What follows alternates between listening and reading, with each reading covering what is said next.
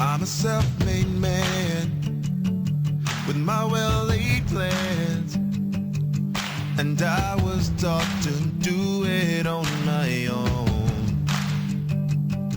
But I've tried and failed, and I've been derailed.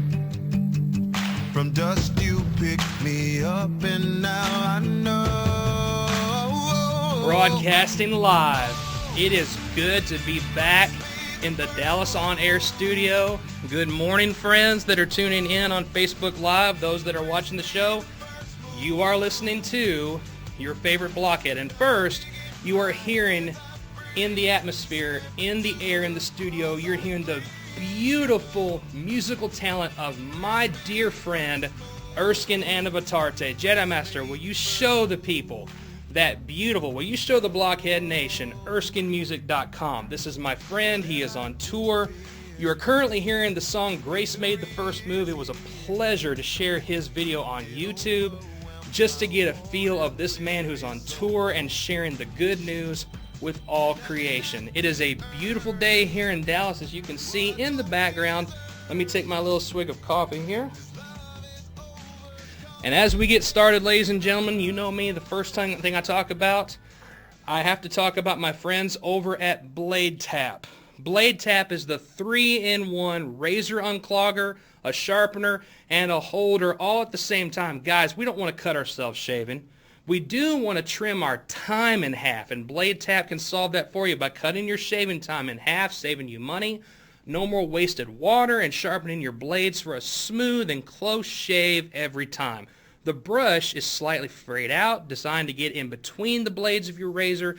The clamp style holder has 2 grooves that hold the razor in place during storage or if you're traveling. And the honing pad is designed specifically to polish and to sharpen the microscopic nicks on the blades as you press and slide firmly before setting the razor in the holder to go start your day. So whenever I get this posted up on YouTube and I put it up into my normal podcast, if you use my link, make sure to get 20% off of your purchase when you decide to buy your Blade Tap. When you go to that link, make sure when you get to checkout, I want you to use the promo code TAPITCLEAN. It's all uppercase, one word. I'm going to spell it for you. TAPITCLEAN. Make sure you include that at checkout. Whether you use my link or you just go get yourself a Blade Tap, save yourself 20% off of the purchase. That's a thank you from Tap It Clean. Well, here I am messing up my words already. That's kind of sad. That's from Blade Tap, and that's from your favorite Blockhead to help you out there, guys. Our scripture of the day is going to be Psalm 143, verse 5. I remember the days of old. I ponder all the great works and think about what you have done. This is one of my favorite psalms, and it's actually one of my favorite songs by a group that I've listened to for years called Shane and Shane. They did an entire song called Psalm 143, verse 5. Guys, if you want to call in any time, you're welcome to look at the hotline that's going across the screen right now. You're welcome to make a quick call in and just talk with your favorite Blockhead. We'd love to hear you in the studio today. Jedi Master will take care of all that. That's his specialty.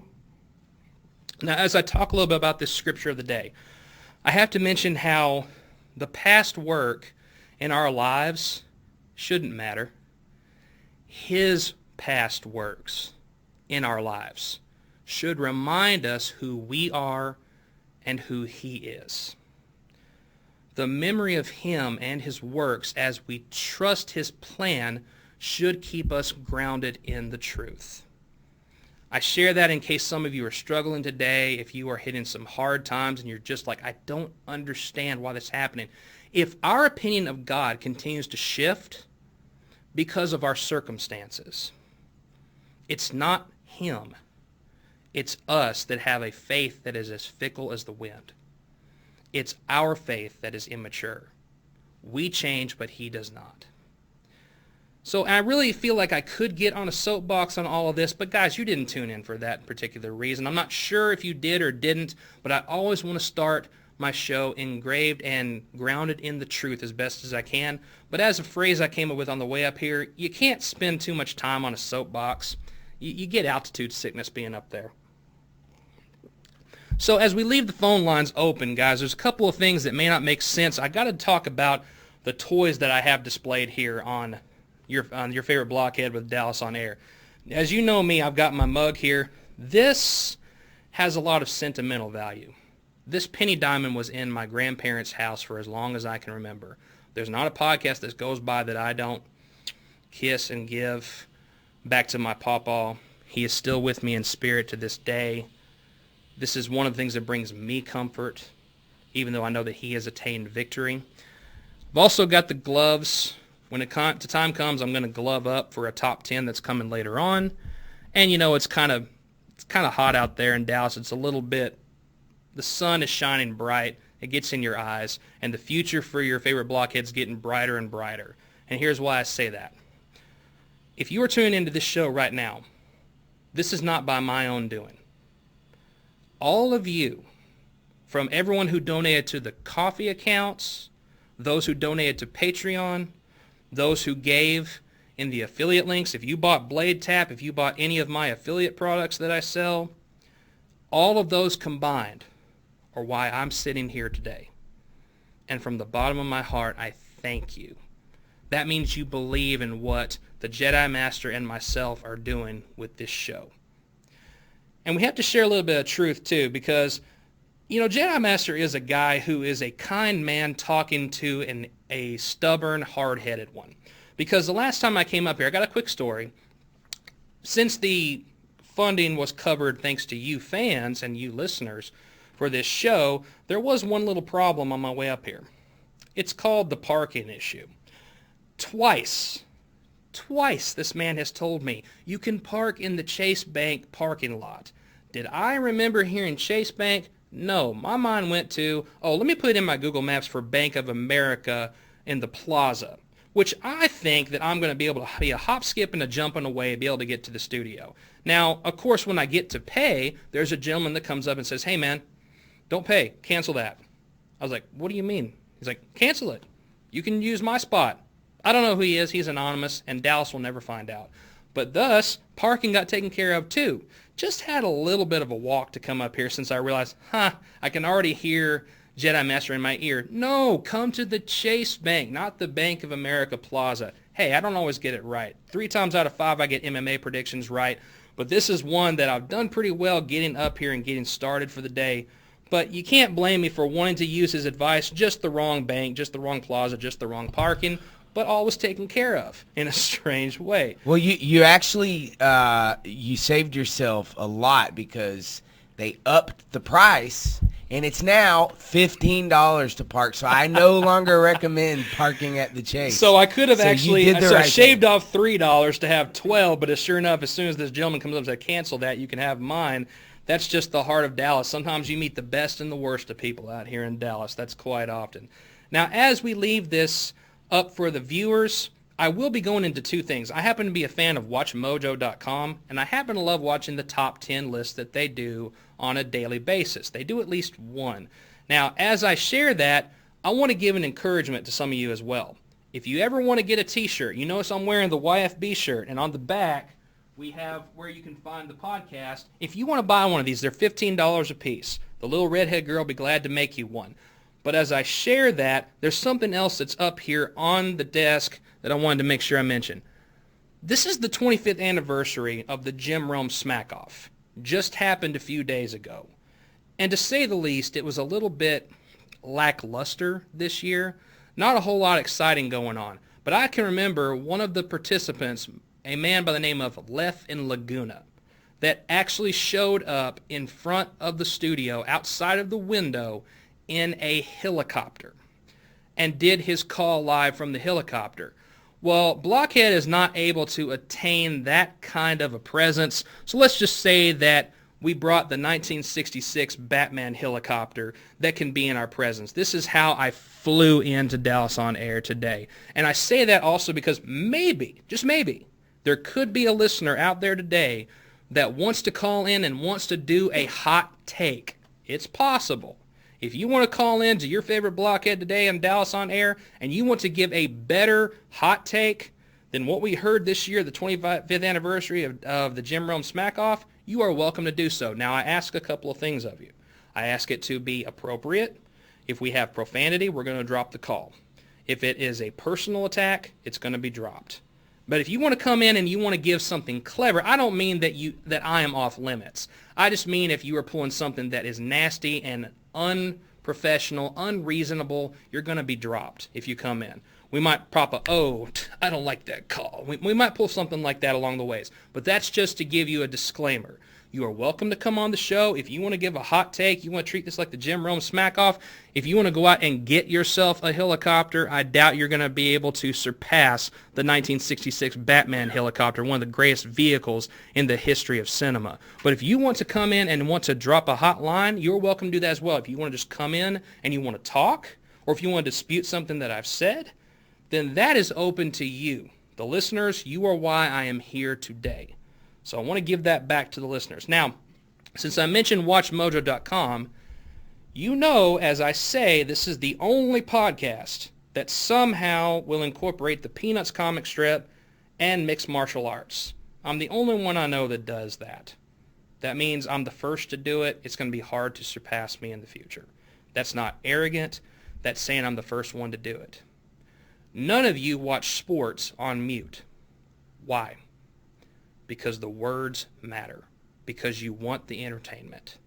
You want to be able to dissect and decipher what is being said on camera. And here's my chance to share with you my expertise when it comes to the Peanuts comic strip. It is the single most successful comic strip in American history, bar none. I have yet to have anybody dispute me with that for the longevity and for what this comic strip has done. In fact, I have a quote I pulled from 1987. Frank Power of the Dayton Daily News and the journal Herald magazine said that Schultz's unique insight into the frailties of human nature has kept Peanuts at once both apart from other comic strips and the best of them all. I wasn't the first to say it. I'm just the first to converge these two onto a podcast. Now, as we get into, I'm going to emulate Watch Mojo, but I'm going to stick with the most pivotal and the most important, the most influential comic strip characters that made its way from the inception on into the 2015 movie of the Peanuts movie, and is still celebrated to this day. So I'm going to start with my top 10 lists, and I will do honorable mentions before I get to number 1. Number 10, Pigpen. Pigpen is a guy who strives to have clean thoughts, even though he has affixed to him the dirt of the ancient days. And as he said once in such a humble fashion, who am I to disturb history? In fact, one time on one of the episodes called Happiness is a Warm Blanket, Charlie Brown, Linus is going off on a tangent and says to the Hilltops, "Are any of you secure?" Who rolls in? Pigpen. He's content with who he is. I think he even had a vacuum cleaner commercial once where he was promoted in the 90s. Can't remember the name of that company, but nonetheless, Pigpen falls into number 10, at least on my list. He could fall somewhere higher on yours, but number 10 is where I hold Pigpen. He belongs in the top 10, and there he is. Number 9, Schroeder.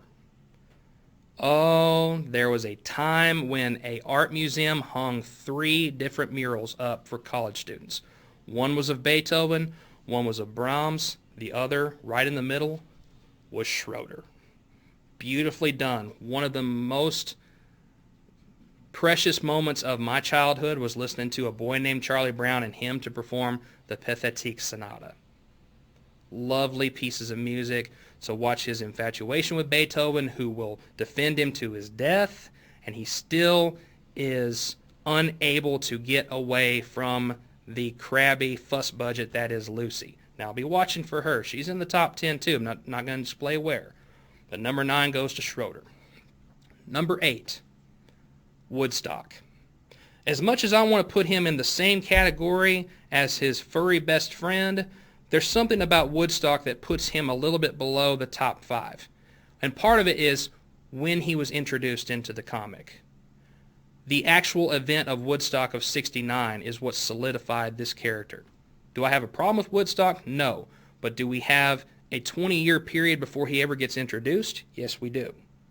So he comes later, and he is still a right-hand man to the dog we all know and love. I've placed Woodstock at number 8 for that reason. Number 7, Franklin. Introduced after the assassination of Martin Luther King. Celebrated as a son of a Vietnam soldier. Introduced into the comic strip, is loved, came under attack not too long, not Franklin himself, but the Peanuts came under attack on the Thanksgiving episode where he was sitting on the other side in a chair by himself. It's one scene. Listen, people, you have to think about that moment in comic relief, not encapsulated in the R word, meaning race. Was he introduced in the proper manner in the beginning? Yes, he was. Has he been loved ever since? Absolutely. He's in my top 10. He's at lucky 7. He's a fantastic character. But he has not been around for the entirety of the comic strip. And he was introduced in a beautiful fashion.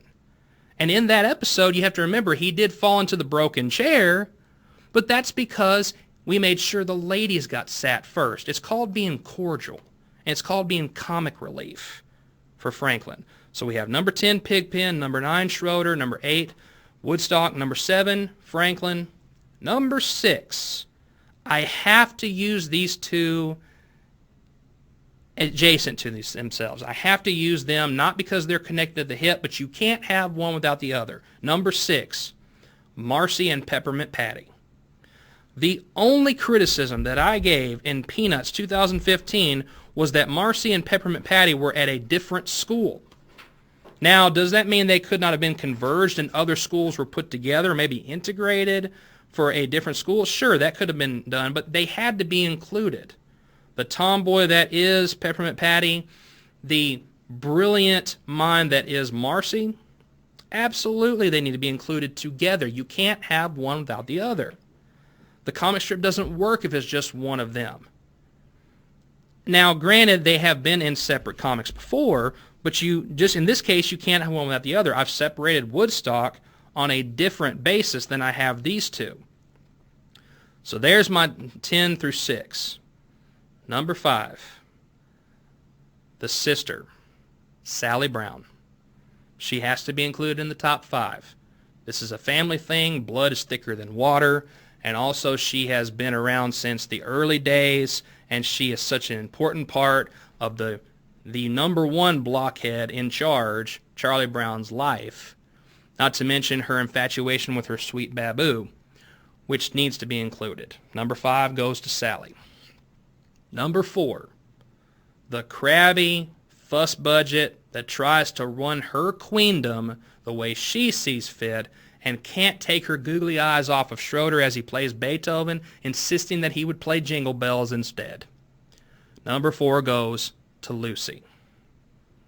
She belongs in the top 5. She is the antagonist of the comic strip. She is the one that stirs up resentment. She has only a one dimension that she lives in, which is her own little world.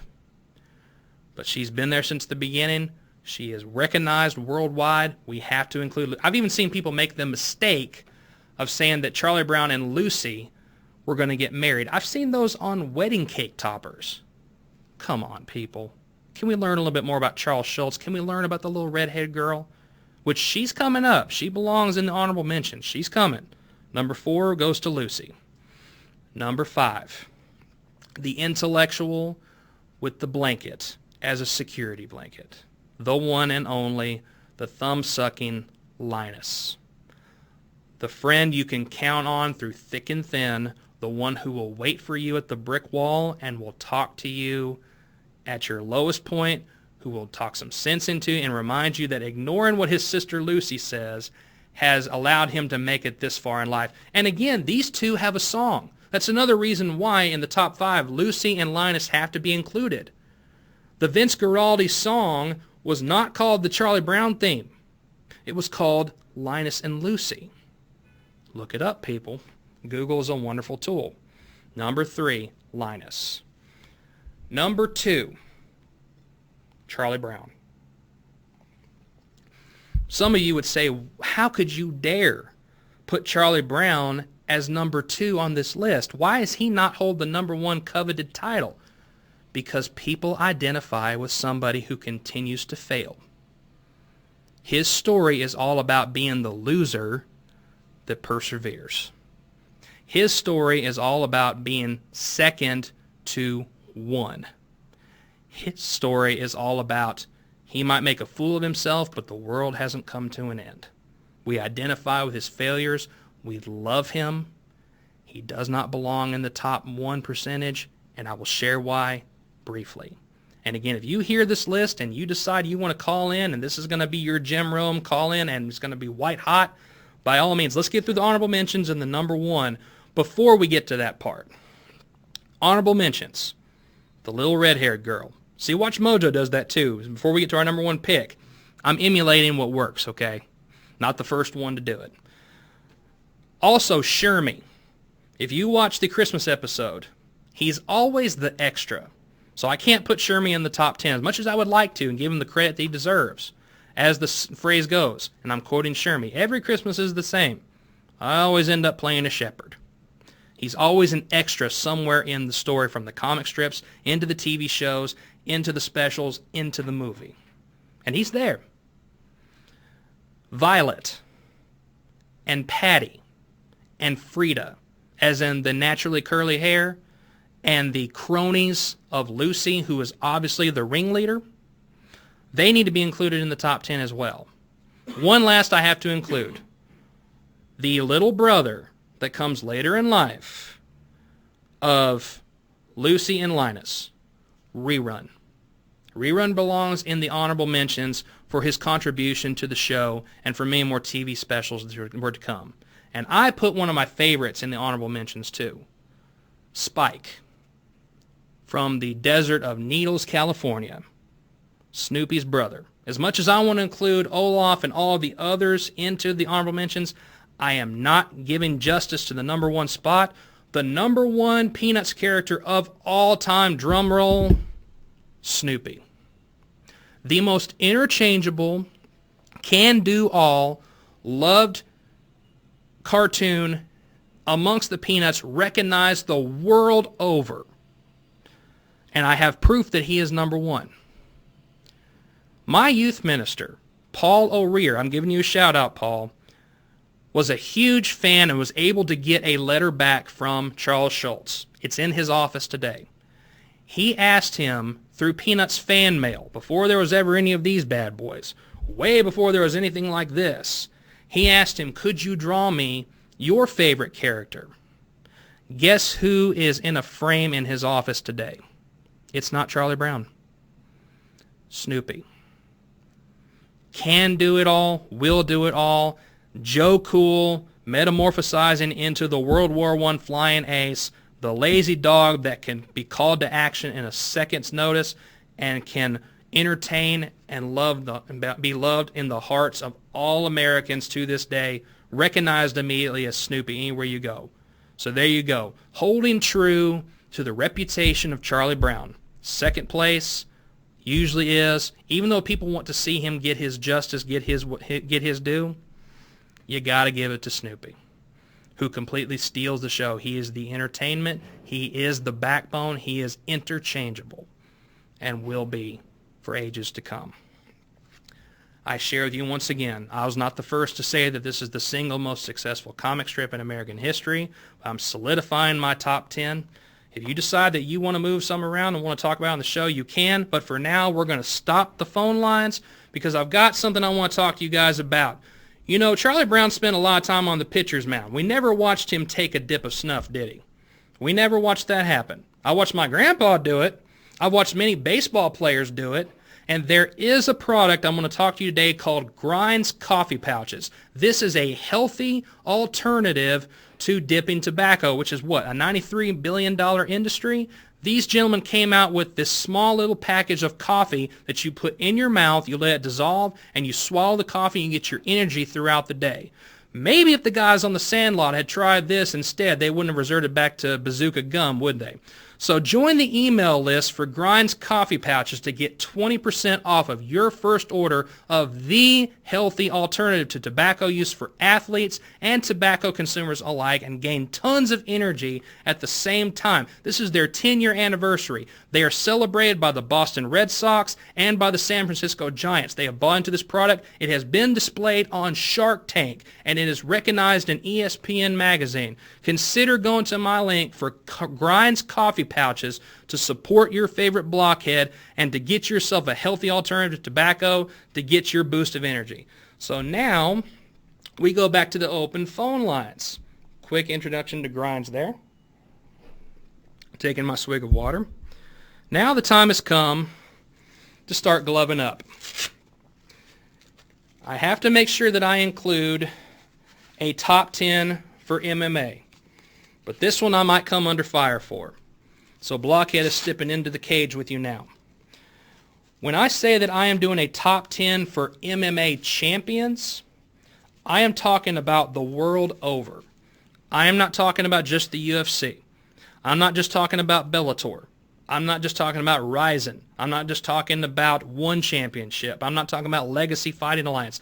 I'm talking about a conglomerate of MMA to figure out who is celebrated as the top 10 champions in the history of this sport. There will be honorable mentions, and my numbers can move around anytime because this is a fast-paced, fast-moving sport. This is what I have as of 2019 of this summer. Could it change in the next week? Yes. Could it change in a month? Absolutely. Are there some that I'm not willing to shake as of current day? Currently, this is where I stand for my top 10. So welcome to the Blockhead Hour as we share YFB's top 10 MMA champions. And what's changed the playing field here is that there are so many what's called champs currently today. But one of them I have to include in my top 10 because you never see him excluded the world over. Every time I look at UFC countdowns, I look at Bellator countdowns, I look at anybody who follows MMA, Luke Thomas, Ariel Helwani will honor and will glorify this gentleman. Number 10, Fedor Emelianenko. If you look at his following from Russia, from his Pride days before that entity was defunct, if you look into the time that he never had to step foot inside of the UFC, to still be recognized as a champion among champions, and for him to go forward as far as he did in the heavyweight Grand Prix recently, even though he was not able to attain the crown, he made it to the finals. He made it to face Ryan Bader. For him to do that at his age and be able to be where he is, the influence of the last emperor, I have to include him in my top 10. But he's down at number 10.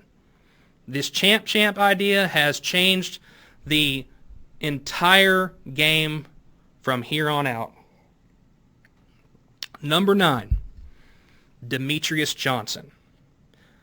The phenom, the spectacle, Mighty Mouse of the flyweight divisions on into one championship. Now, that's another thing that's changed here.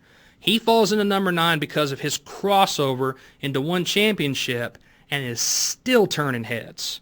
From him to go from the UFC over into the tough realm that is Japan, we've noticed that so many fighters are not being able to keep up. Eddie Alvarez fell from graces. Sage Northcutt is going to be taking a long time to recover after the beating he took. Demetrius Johnson is still destroying the competition. He lost to Henry Cejudo, but in a questionable bout to lose his flyweight division, but be able to go over and to cross over into so many different areas, and for him to get his due, I've got him at number 9. Number 8. Some of you are going to lose your lid on this one. Number 8 on YFB's top 10, Conor McGregor. I am not referring to the last 3 years where he has jerked the chain on so many, how he has pulled the curtain back, where he has gone after a bus, after a cell phone, how he has lost in a humiliating fashion, but also in a interesting fashion, where he surprised a lot of people against Floyd Mayweather. I have to refer to him being the guy that held 2 belts simultaneously at the grandest stage of them all, Madison Square Garden. I am referring to 2016 for him holding the title for bantamweight and for lightweight. If I'm not mistaken, he held both that night. First one of that level to do that. That will never go away. Nobody can take that away from him. This is based on championships. This is based on those who have not held interim belts, those who have actually made it through and are recognized as the champion. Number 8 goes to Conor McGregor.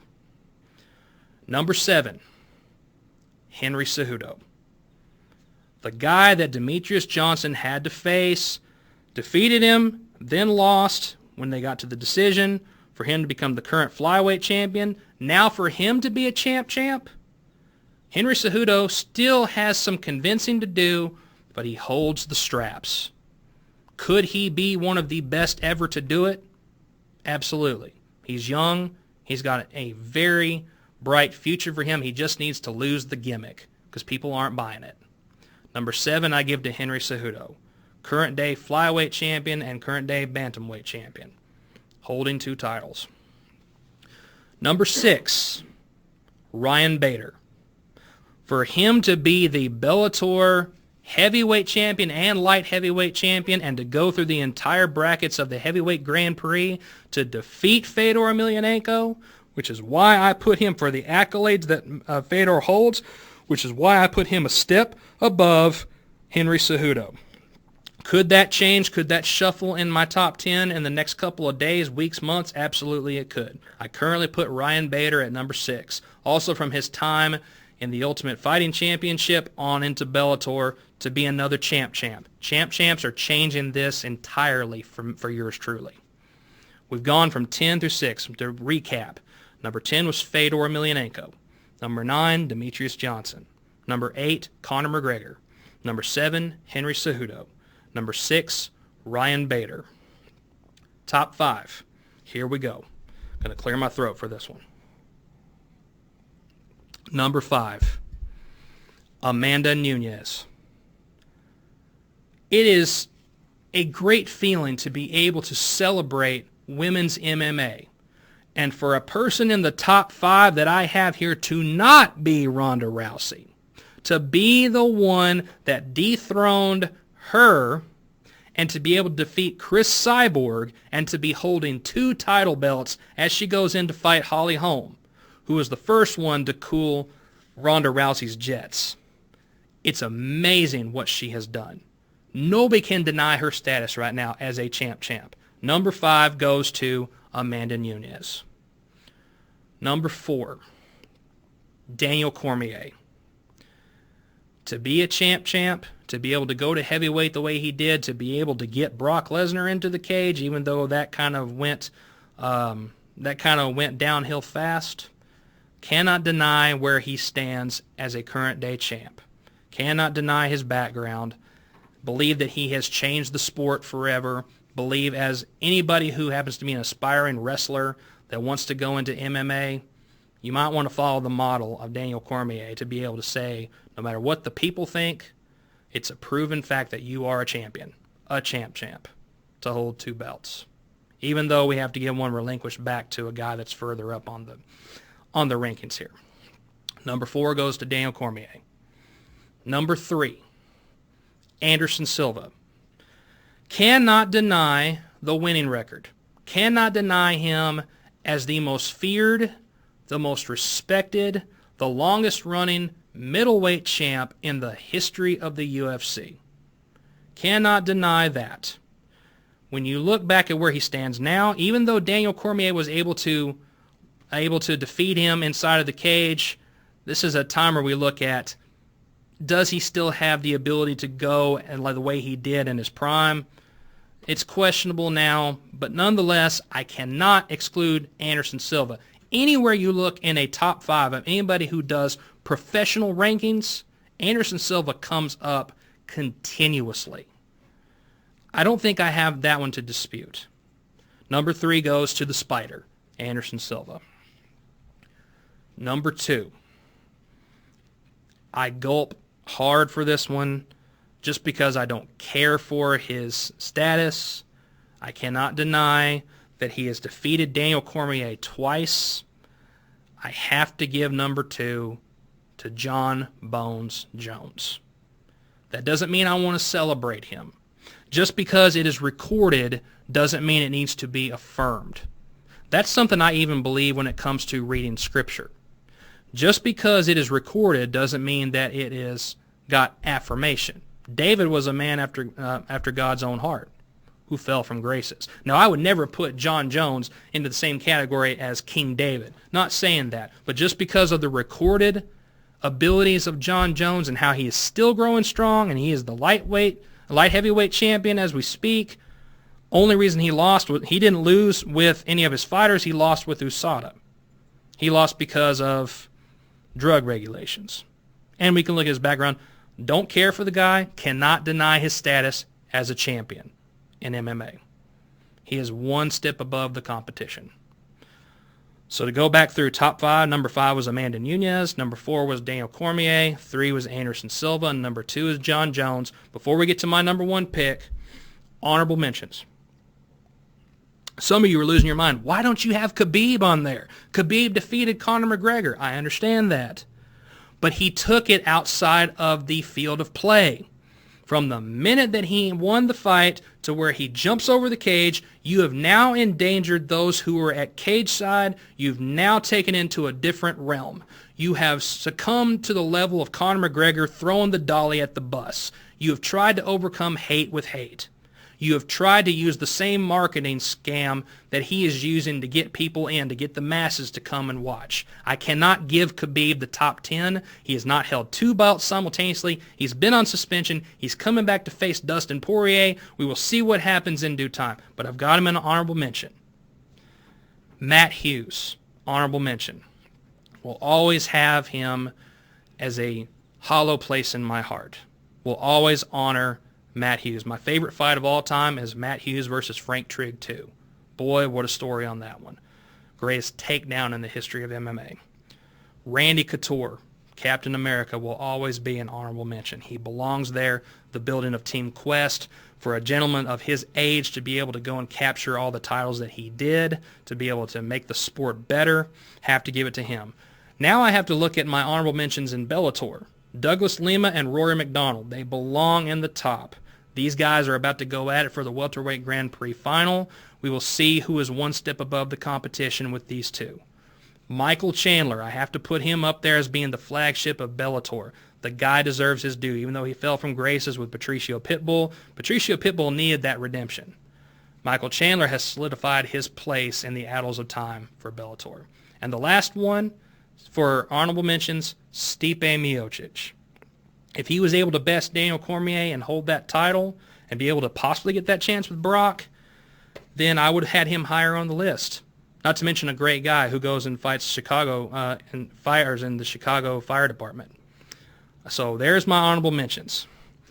Number 1, drum roll for the top MMA champion in the history of MMA for your favorite blockhead, George Rush St. Pierre.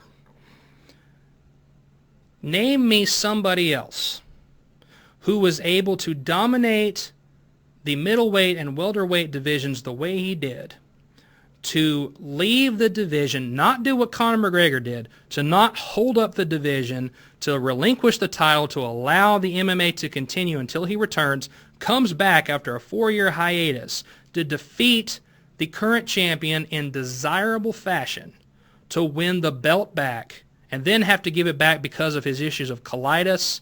Every time we look at GSP, I have to look at him in this lens. I look at him as the George Washington of MMA. Ben Askren just came out and said, I want to have a fantasy fight. He didn't say he wanted Conor McGregor. Could he get a huge cash grab out of Conor? Everybody wants the cash grab out of Conor. Who did he ask for? He wanted GSP. Khabib, who has been talking about who he would face, he turned down Conor McGregor. Who would he like to fight to solidify him being the best? He wants George St. Pierre. This is where I stand. This is where my beliefs are. This is my current top 10 MMA champions. Could this change come tomorrow? Certainly it could. Willing to consider that. Some of y'all that are wanting to sit on edge, that want to come in with a hot take, I mean, you're welcome to. I understand this being a work day. Most of you guys are out on the grind. This is a teacher who is off during summer who is able to come in and live a little bit of his side dream. And again, I thank all of you from the bottom of my heart for that. You have received in this show 2 top 10s similar to Watch Mojo. You've received the top 10 Peanuts characters from yours truly. You have also received the top 10 MMA champions on this show, and this is all from what I have observed. John Mayer once said, "I don't need no doctor for my prescription to be filled." These are my takes. This is my opinion.